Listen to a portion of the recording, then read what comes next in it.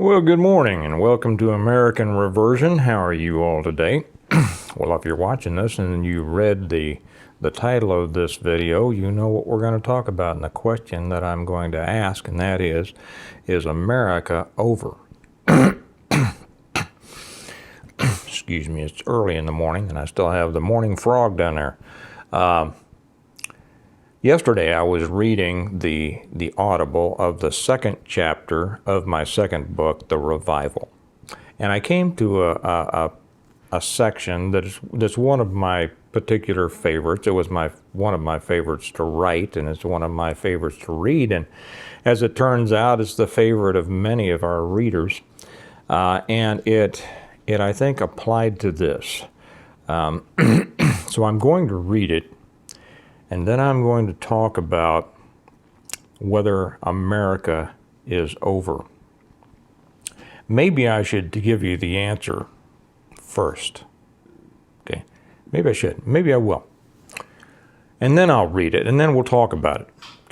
Okay. The United States of America, the corporate United States of America. Not meaning, when they say America was made a corporation back and you are an asset and all this. Okay, no. The country called the United States of America is for all intents and purposes over. Period. We have reached the point of corruption and disunity that I don't believe it can come back from. I'm not going to walk all over what I'm about to read you, but that's my opinion. Now, as to whether America is over, that's a separate question that I'll answer according to what I think after I read this. So I'm going to pick this up, and I know many of you have read this yourselves, and because I've gotten a lot of correspondence about how much they like this. I'll set the scene up just a little bit. They're gathering at Stonemont. It's going to be a speech by Jim Wyatt. They've gathered at Stonemont for Thanksgiving. They have survived the first few months of the collapse. They've gathered together in the main hall that they built in the Commons at Stonemont. And after they've eaten, and it's quite a, I won't read the whole description, but it's quite a feast. I enjoyed writing that too. And it's part of my attempt to tell people that I believe that even after a great collapse, that living well is entirely possible. And it's all up to how well you prepare and what you want. What you think is possible, because people can't do things that they don't think are possible. It's a matter of vision. It's a matter of setting a goal and getting out there. So anyway, he stood quietly as he waited for the room to see him. He's just stood up from his chair after eating, and to see him, and calmed to near silence, then reached into his pocket and withdrew the slip of paper on which he had copied some lines from the green folder in his den. He had taken a moment to scan the hall, looking at the faces turned toward him, and thinking of what each of them had gone through in the preceding months. Then he began. I was reading through some of our old family history earlier today, and this is true. Actually, this comes from my own life, and I took what I'm about to read from something that was actually written by one of my forebearers, and so this is directly out of my family. He said, I was reading through some of our old family history earlier today and came across a passage describing one of our branches who came from Switzerland and settled in Virginia during the early 1700s. It struck me that our time is in some ways similar. I think you will see the relevance. He had put on his glasses and began to read. I wrote this shortly after I had to start wearing glasses to read. So he continues. At that time, this section was a wilderness, speaking of Virginia, 1700. Deer roamed through the forests, and the streams abounded in fish, ducks, and geese. Wild and dangerous beasts were plentiful. They were schooled in the hardships of pioneer times. They felled the giant oak, and erected their log cabins in the wild woodlands. They preferred such environment in a land dedicated to religious and political freedom, rather than to suffer persecution in their native land. He had paused, taking off his glasses, and surveyed the silent faces looking back at him. We are in a new wilderness, and dangerous beasts are again plentiful, though most of them are two-legged. We are becoming schooled in a new kind of pioneer life, and we felled the trees to build our cabins. But more than any of that, we can see the greatest parallel in their preference to live their lives in a land dedicated to religious and political freedom, rather than to suffer under persecution in what their native countries had become. The hall remained quiet, and he continued. Many of us have said that the country we grew up in had ceased to exist long before the collapse. The America that valued liberty, virtue, morality, hard work, and self-reliance had devolved into a semi-socialist state of coddled, dependent, incompetent, politically correct crybabies who were offended by anything with which they disagreed, and who, by their sheer numbers and political influence, were able to stifle and control the producing class which had done most of the work to support them, consequently driving our once great country into chaotic decline. He had paused for a moment, noting the many who nodded in affirmation of what he had said, then continued. The collapse returned us to a reset point, a point from which it may be possible to rebuild the America we once knew. Whether we will be able to do this will depend on a number of things, some of which will be beyond our control. But we must concentrate on and dedicate our efforts to those areas over which we do have control. We must build the future we want our children to live in. Sounds of approval came from the crowd, and he continued. Patrick Henry said that virtue, morality, and religion are the great pillars of the government, and were the armor that made our country invincible in its early days. John Adams said that the U.S. Constitution was made only for a moral and religious people, and that it was wholly inadequate for the government of any other. There can be no argument that those pillars cracked and crumbled in later years, or that the moral and religious underpinnings of our country dissolved in a culture increasingly consumed with self and celebrity worship. As Abraham Lincoln, Douglas MacArthur, and many others warned us, the nation which could not be defeated from without was eventually weakened and defeated from within. That's from the Revival. So that brings us back to the question, is America over? I'm drinking today from one of the new American Reversion mugs. They're not available yet. They will be by Christmas. There will be a set of 6. I'll read you this. It's a picture. It's one of the famous pictures of Washington praying. It says American Reversion around the bottom. It says, it is the duty of all nations to acknowledge, the lighting in here and all that, the providence of Almighty God, to obey His will, to be grateful for His benefits, and humbly to implore His protection and favor. I have a sip out of that great saying. So back to the question, is America over? As I said, I believe firmly that the empire of the United States of America is over. You can't look at what's going on in our country. You can't look at the destruction of our moral fiber, of our borders, of our culture, and it's a combination of many people just allowing it to happen while others actively made it happen. Those people in our own country who want to bring about the destruction of our country. Borders are open. We tax people who work to death to pay people who won't work.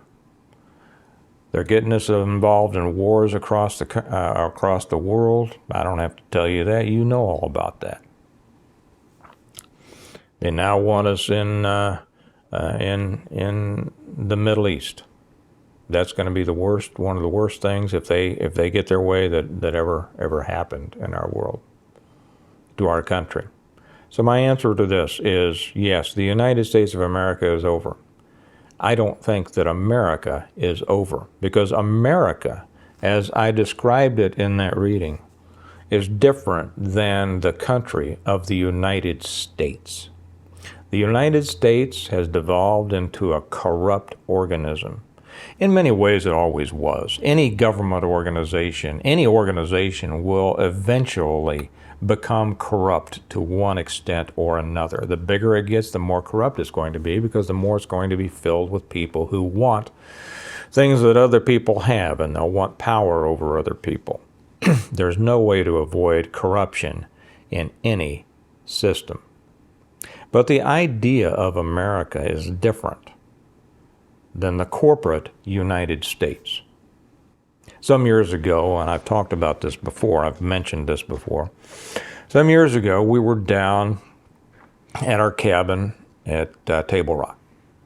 And I was standing out on it was a cool winter night. It wasn't really cold, but it was cool, the kind that you enjoy standing outside. And I was standing out on the deck looking over the lake.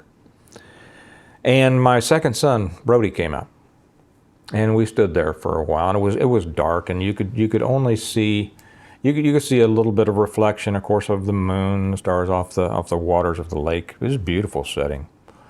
And there were just in the hills, you could see dots of light, that were kind of like a continuation of the stars into the hills around us. And we stood there in silence for a couple of minutes, and all of a sudden he said, hey honey, do you remember how old Brody was when he said this? You know what I'm talking about. How long ago was that? 5 years ago? 5 years ago? Maybe so.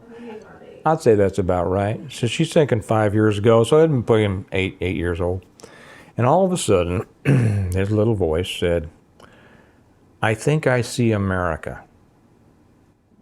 And that hit me so hard. I almost didn't want to say anything to break the spell that it seemed to cast over us there. But I wanted to know what he was thinking. And so I looked down at him and I said, where? And he pointed up to a light on top of a hill. And he says, right there. And he was pointing to a light at a cabin up on another hill across from us. And the depth, the meaning of that was so unbelievable to me. You can see that I've remembered it, and I've told it many times since then. I remember that moment with such clarity, and remember it to tell you all. That he thought he saw America, and that America was a light shining in the darkness. I wish that I could have gone inside his head and fully understood what he was thinking and how he was feeling about it, but you don't. That's what America is. It is, you've heard the shining city on a hill, right? That's biblical, actually. People think that Mario Como made it up, or Reagan or something. It's from the Bible. That's what America is. It's an idea. It's an ideal. It's a light shining in the darkness. That's what it was for those who came to North America from Europe. A new beginning. The chance to, as I said in that passage, live their lives without persecution for their religious and political beliefs in a new land that they were able, or had the chance to make their way however they could, however their energies, however their vision, however their strength, and however their dependence on and the providence of God allowed them to. I think that's what America is. I know many of you out there, you're super smart on this channel. I can't wait to hear your comments on this, because I know you'll have some good ones. But to me, that's what America is, and we are. The United States is collapsing. I don't believe there's any bringing it back. I believe there are some who want to and some who will try. I actually believe that Trump will try. If you watched Mumbles last night, you understand that the depth of his commitment to destroy America. We have half of the country committed to destroying a country. Those who fall on the liberal, socialist, communist side, the Democrat Party, always walk in lockstep. They never have disunity. A little bit, but never disunity when they come against the Republicans, who are always fragmented. Because there's nothing that, they're filled with individual thinkers, too many want their way. You know what's going on with their inability to select a speaker right now, and it's when it happens, it's going to be a weak speaker. So we have strength coming against our weakness. That's what we have. That's the truth of the matter. That's why America will fall. I'm sorry, I misspoke. That's why the United States will fall. But America will continue because it lives in our hearts and our determination, our desire and determination to live life the way we think that it should be lived under the guidance, protection, and providence of God, and that each person should be able to function and live their lives without the corrupt control of an organization or another person. So that's what I think. And I think that we're in the darkness now. I think the darkness is going to get darker. Because even if Trump gets in, he will try. He will try, I think, to make things better. He did the last time.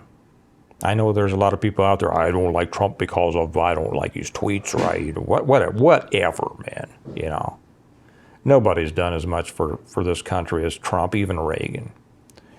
He'll try. I don't think he'll be able to be successful. And then the next swing of the pendulum will take this country into a darkness unlike anything we've seen before, and it may be the final darkness before the next light. We will see. And how that comes about, we don't know. But America, the flame of America, the light of America will continue to shine there. That's my belief. And the darker it is, the brighter, the better you can see the light, and the brighter the light is. So that's my thoughts. Let me know what you think. Reflect on Washington's words, and remember that America needs a reversion. The United States is far past it. But America, an American reversion, I think is totally possible, and I think it's in our future. Although, how far down the road of the future, I don't know. It could be quite a ways, but it's going to be an interesting trip. So you all have a good day. Let me know what you think. I'll be interested in reading your comments, and I'll talk to you later. Bye-bye.